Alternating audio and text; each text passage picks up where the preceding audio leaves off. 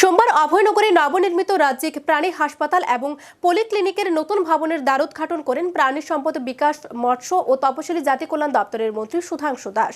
মন্ত্রী ছাড়াও এদিনের এই উদ্বোধনী অনুষ্ঠানে উপস্থিত ছিলেন মেয়র দীপক মজুমদার, পশ্চিম ত্রিপুরা জেলা সভাধিপতি হরিদুলাল আচার্য সহ অন্যান্যরা। স্টেট ভেটেরিনারি হসপিটাল অ্যান্ড পলিক্লিনিকের উদ্বোধন করে সংশ্লিষ্ট দপ্তরের মন্ত্রী সুধাংশু দাস বলেন, অভয়নগরে প্রাণী চিকিৎসা পরীক্ষাগারের পাশাপাশি নবকলেবরে এই রাজ্যিক প্রাণী চিকিৎসালয় এবং পলিক্লিনিক গড়ে তোলা হয়েছে। এই নতুন ভবনটি গড়তে প্রায় 1,25,00,000 টাকা ব্যয় হয়েছে। এই প্রাণী চিকিৎসালয়টি তৈরি হওয়ায় সব দিক থেকে সুবিধা হবে। প্রাণী চিকিৎসার ক্ষেত্রে সব ধরনের আধুনিক পরিকাঠামো রয়েছে এই নবনির্মিত চিকিৎসালয়টিতে। মন্ত্রী বলেন, অভয়নগরে প্রাণী পরীক্ষাগারে বিভিন্ন ধরনের গবেষণামূলক কাজ করা হচ্ছে।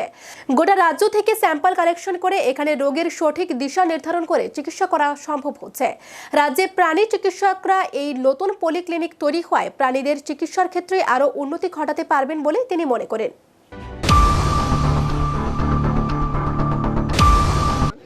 আজকে আমাদের ভেটেরিনারি ডিপার্টমেন্টের এআরডি ডিপার্টমেন্টের আমাদের অভয়নগর স্থিত যেটা স্টেট ডিআই ল্যাব রয়েছে, সেখানে আমাদের অতিরিক্ত আমরা আরেকটা ইনফ্রাস্ট্রাকচার এখানে গড়ে তুলেছি, যেটা স্টেট ভেটেরিনারি হসপিটাল কাম পলিক্লিনিক, যার কিছুক্ষণ পরে ইনগুরেশন হবে।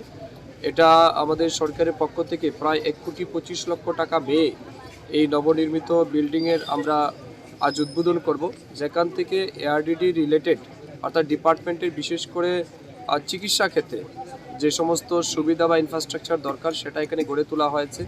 এর বাইরেও আমাদের স্টেট ডিআই ল্যাব যেটা রয়েছে অর্থাৎ ডিজিজ ইনভেস্টিগেশন, পুরো স্টেট থেকে বিভিন্ন সময় বিভিন্ন ডিজিজ উপর আমরা রিসার্চ করে থাকি, আইডেন্টিফিকেশনের কাজ হয়। অনেক সময় আপনারা দেখেন সোয়াইন ফ্লু হয়, বিভিন্ন ভাইরাল ফ্লু থাকে, ডিজিজ হয়, ওইগুলিকে আমরা বাইরের থেকে স্যাম্পল কালেকশন করে এখানে আগরতলাতে এনে তা রিসার্চ করে এটার আইডেন্টিফিকেশন করা হয় যে কোন ডিজিজ এটা হয়েছে। তো এই বিষয়গুলি নিয়েই একটা অত্যাধুনিক বিল্ডিং আমরা তৈরি করেছি, ইনফ্রাস্ট্রাকচার ডেভেলপমেন্ট করেছি।